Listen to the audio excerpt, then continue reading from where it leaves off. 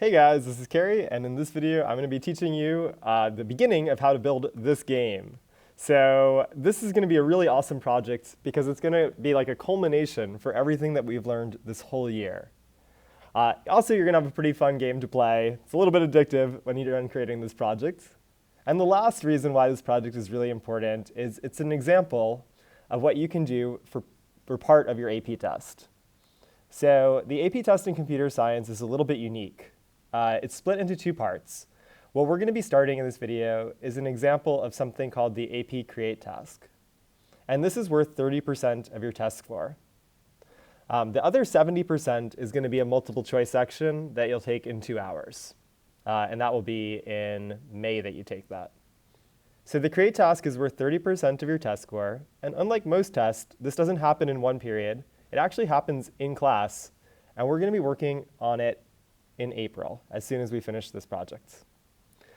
You're going to have access to the internet and all of your notes and the toolbox, as well as all the videos that I've recorded and all the videos that exist online. However, despite you having access to these things, I can't help you. I can't help you debug your project or anything like that. That's all something that's being tested.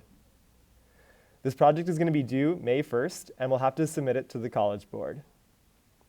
And basically what you have to do for your AP Create task is you have to build a program that has the 4 features below, or you have to add these features to a program that we've already created.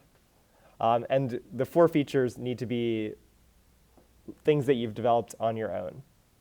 So the 4 things that our Create task is going to need is 1, it's going to have a clear purpose, including input and output from the user or to the user in the program. I also need to have a data abstraction, which sounds really complicated, but basically all that means is I have to store and use data in a list, which is the stuff that has the brackets, the square parentheses like that. I'm also going to have to develop a procedure that uses at least one parameter. So I'm going to have a function like f of x that has one input. And finally, I need to develop an algorithm, a procedure, that uses sequencing, selection, and iteration.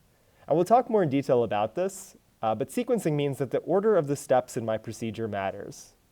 Selection means I'll use if and else statements to do different things depending on kind of the situation that we encounter. And iteration refers to repeated action, which hopefully makes you think about a loop. So I'm going to be including all 4 of these things in my example Create task.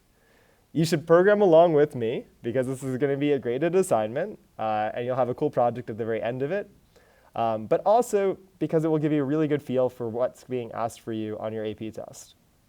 However, you can't just submit the project that I'm creating right now as your AP test, because then I would have done your AP test for you.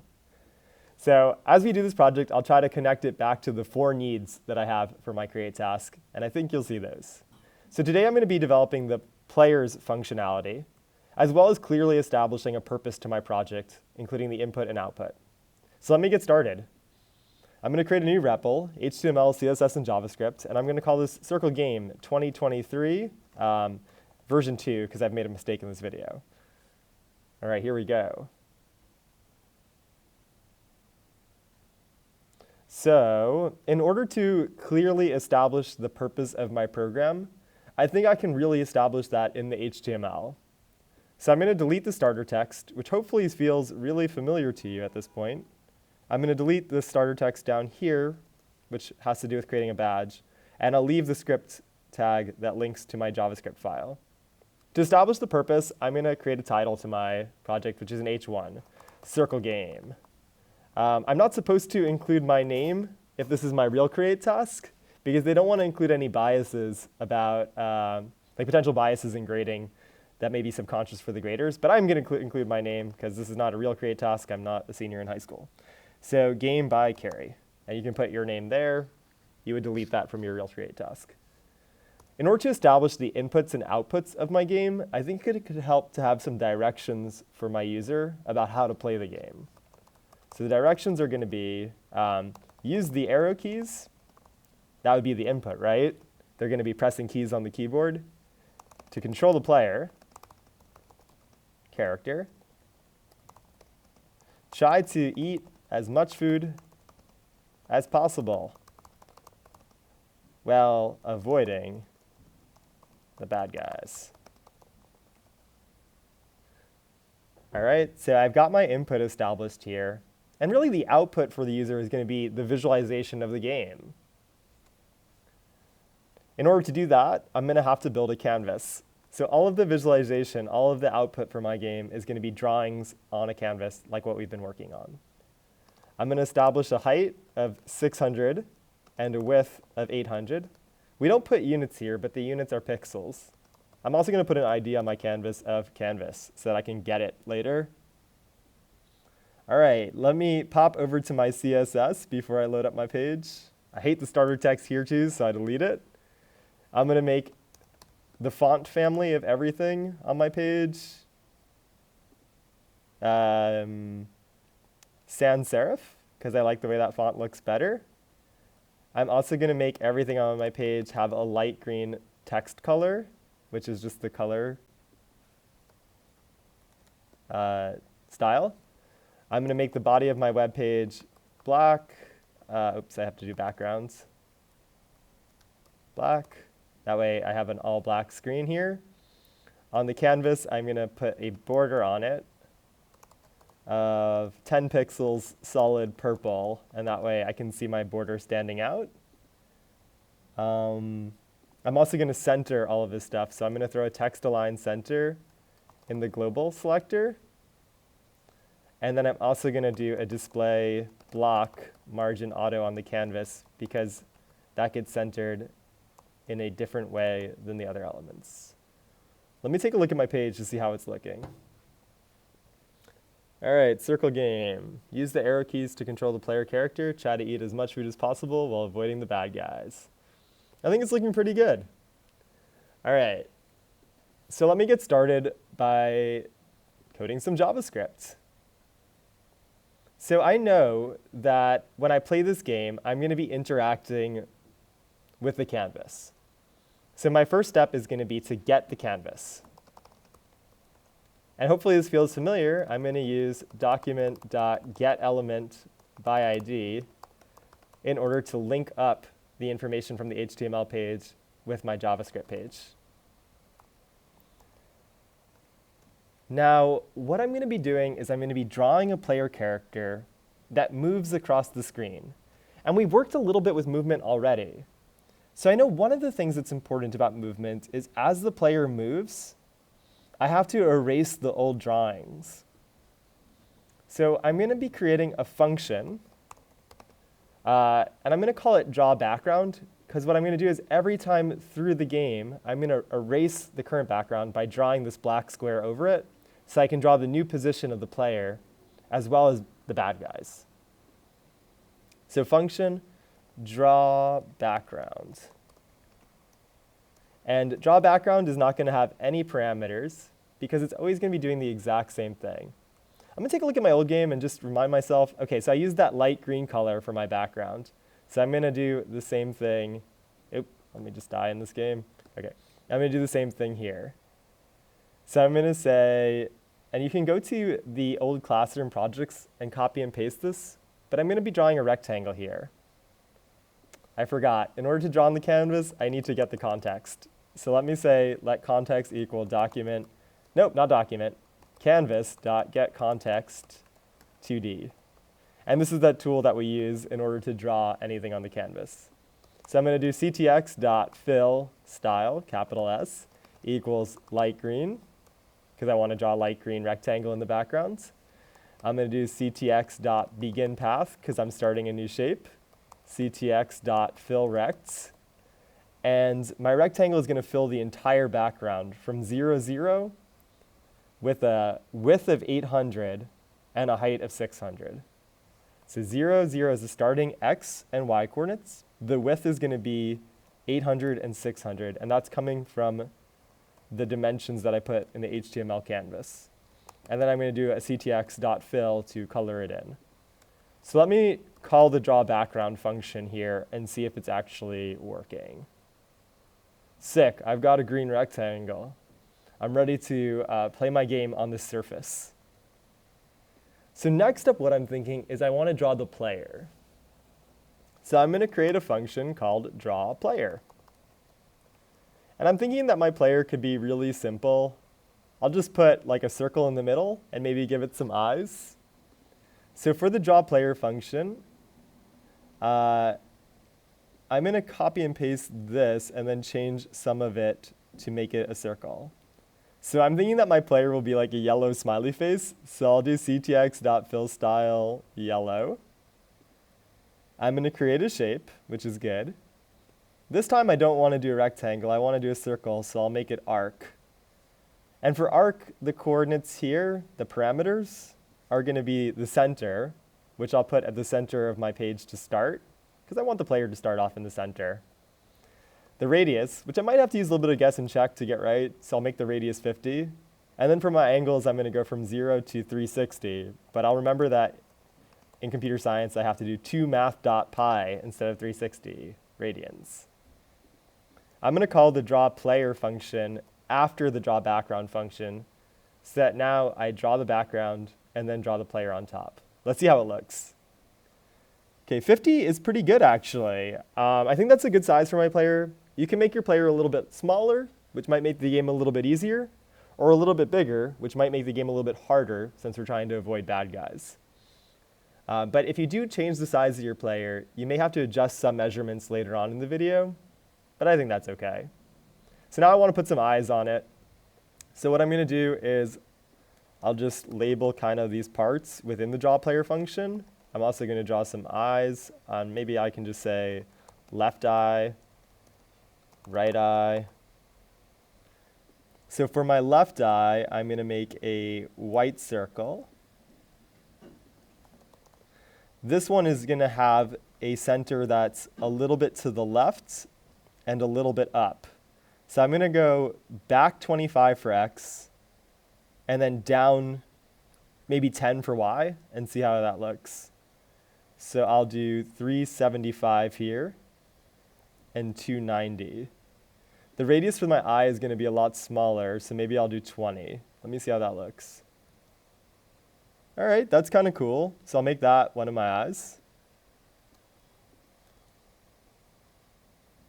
My left eye was 25 to the left. My right eye should be 25 to the right of where I started. So 400 plus 25 would be 425. So now I've got two eyes. And I'm going to put some pupils there. Otherwise, it'll be scary. So I'll do a left pupil.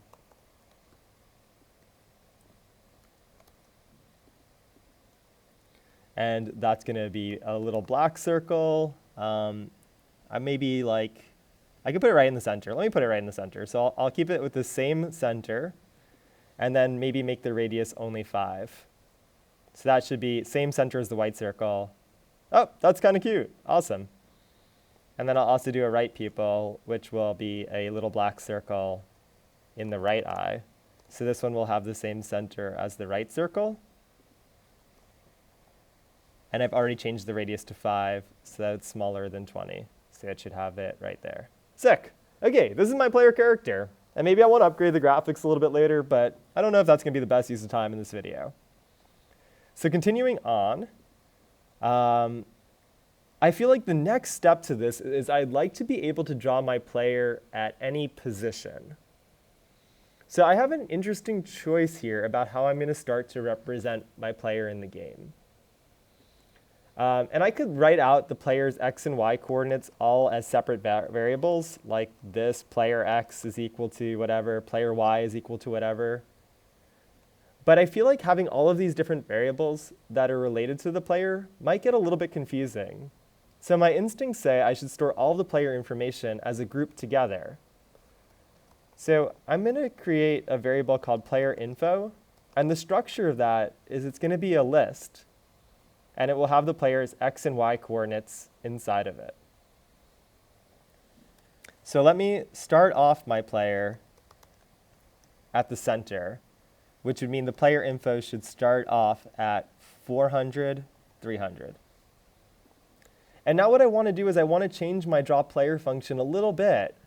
Instead of always drawing the player at the center of the canvas, I'd like to be able to draw my player at any position, because my player is going to be moving.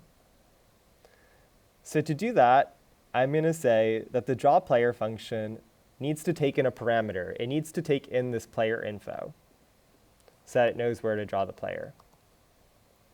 And then before I draw the player, what I'm going to do is I'm going to get the x and y coordinates from this list and substitute those in to my functions.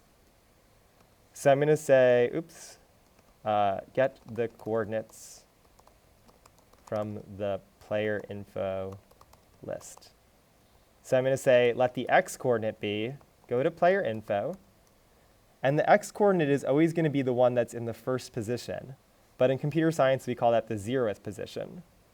I'm also going to say, let y equal player info, and it's going to be the thing in the 1th position. I know it looks like the 2nd position, 300, but really we call that 1, right? And then what I'm going to say is that the players, all of these circles are going to need to move based on x and y. So instead of drawing the player at 400, 300, I'm going to draw the player at whatever the x and y coordinates are. And I'm going to have to maintain the same relative distance. So because this one was 375, this will be 25 less than the x coordinate. So I'll do this as x minus 25. 290 is 10 less than 300. So I'll do this at y minus 10. Because whatever the y coordinate is, this should be 10 pixels higher up, the white circle center. This one is going to be whatever the x coordinate is plus 25, because it was 425. 290 is 10 less than the y coordinate of the center, so I'll do y minus 10. 375 is 25 less than the x coordinate.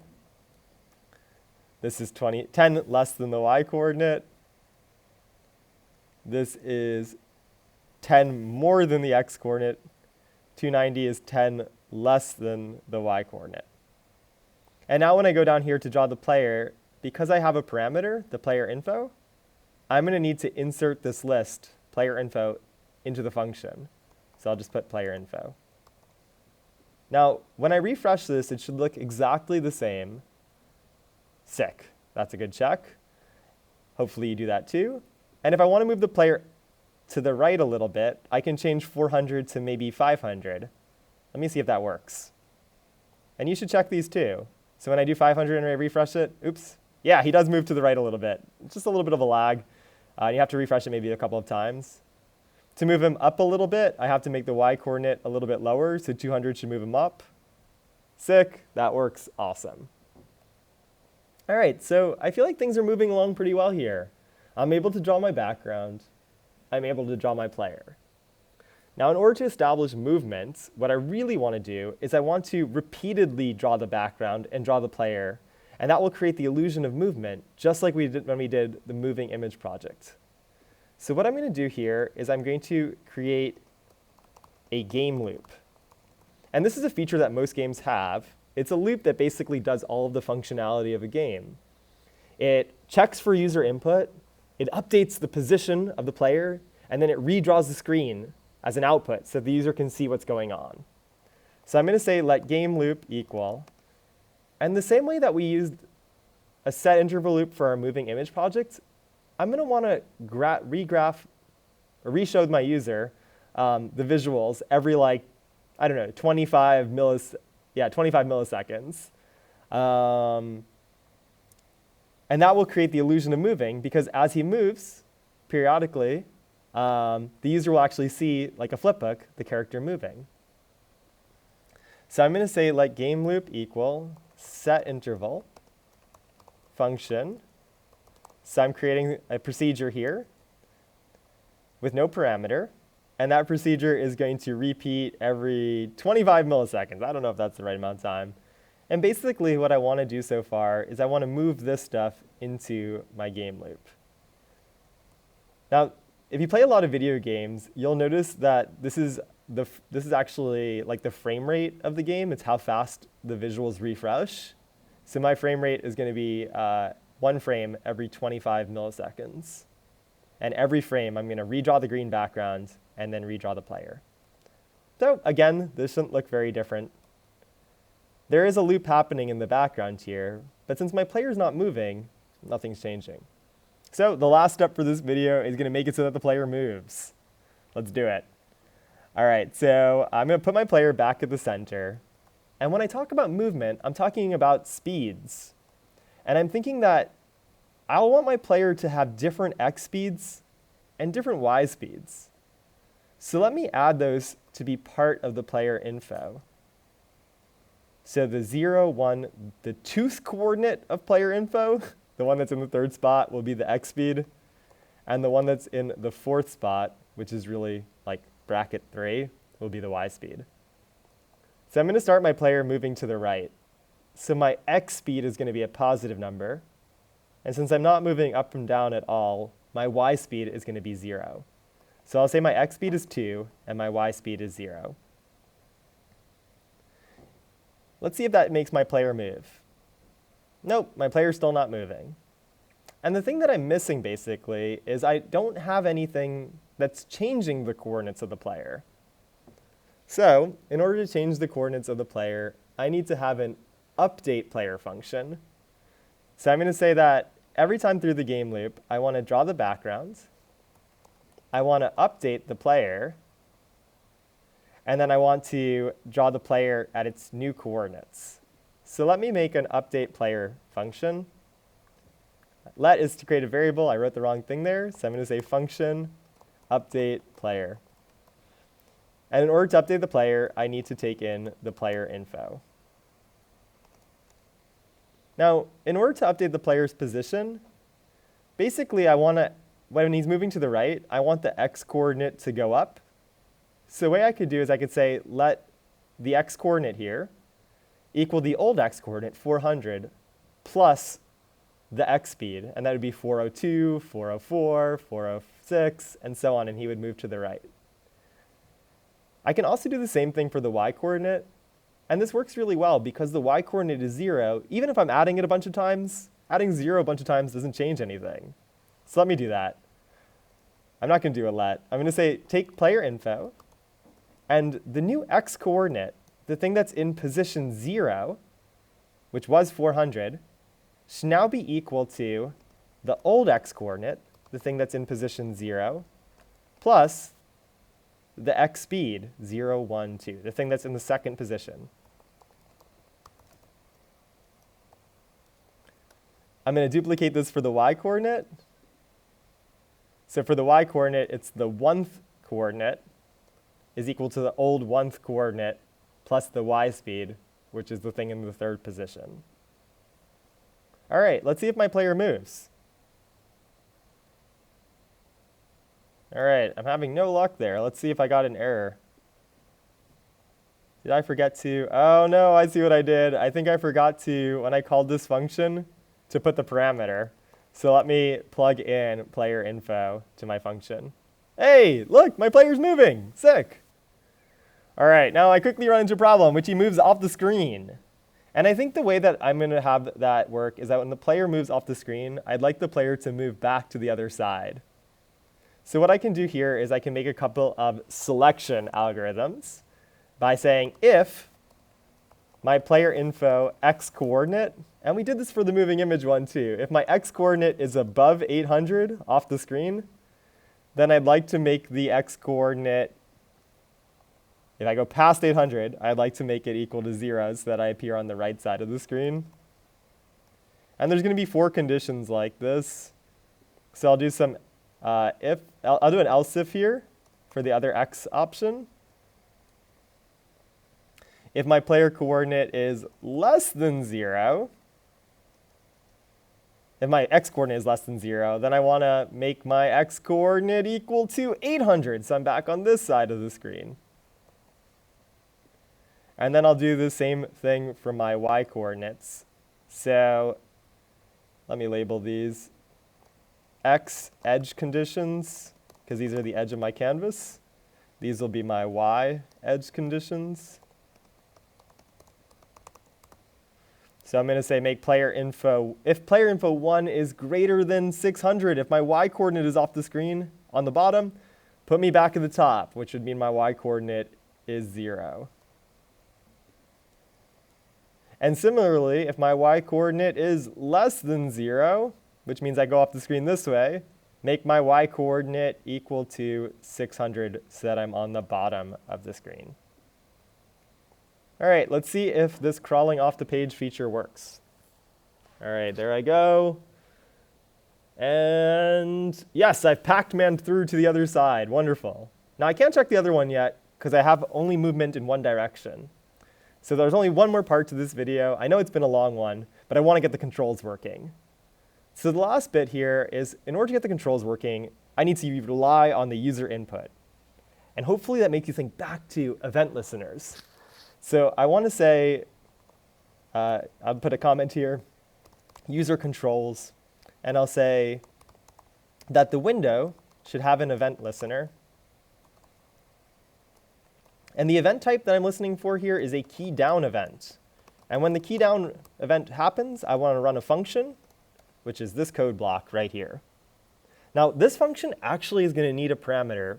And the reason why is it's kind of like our drum kit project where I need to know what key to press. So what I'm going to do is I'm going to say that when this function runs, take in the event object, which contains information about what key was pushed down. And I'm going to do a console.log of the event object. And this is going to show me how I can tell which arrow key was pushed down. So let me push some arrow keys. OK, sick. So when I do that, it looks like that information about which arrow key is pushed is stored in a couple of places, the code and the key. I'm going to use just the key one. So let me change this to a console.log event.key. And what this should do now is, as I play the game, I should get a whole bunch of logs about what arrow key I'm pushing. OK, cool. So now what I want to do is I want to use some selection in this algorithm. I want to say if that event.key is equal to arrow up, I want to make my X speed, player info, X speed is, where is it? It's this 0, 1, 2. I want to make my X speed 0, and I want to make my Y speed in the negative direction, because up, what that means is the Y coordinate is decreasing and the X coordinate is 0. I'm going to do the same thing for the other ones. So if my arrow up is down, then I'll make the X coordinate, or the X speed 0 and the Y speed positive, because now I want my Y value to increase as I go down. If my key is arrow left, then I want to make my X speed negative, so I move to the left, and my Y speed 0. And if my arrow is arrow right, or my key is arrow right, then I want to make the X speed positive and the Y speed 0. All right, let me refresh this a couple times. Oh, look, I can control my character. All right, let me crawl off the screen and see if it works. Sick. Sick. Oh, wait, that didn't work how I expected it. Did I make a mistake on the up part? I did. All right, so when I crawled off the screen up, maybe you caught this. I accidentally made the X coordinate 600. I should have made it the Y coordinate 600. Let me refresh that. The scrolling is a little bit annoying, so I'm going to zoom out so I don't have to worry about scrolling. Oop, it's still doing the problematic one. Let's see if it refreshes. OK, sick, that worked. And let me just check the other edge, because I haven't gone left yet. I want to teleport over here. Let's see if it works. It works. All right, so in this video, we've got player movement. I'm going to delete that console.log because I no longer need it. But even this is pretty fun. I hope you guys found this video useful. And all I was able to do in this video, really, in terms of my create task, was to establish a clear purpose, the input and the output, the keys and the drawings on the canvas for my program. We'll continue to build, make some bad guys, make some food, make some scores. Bye, guys.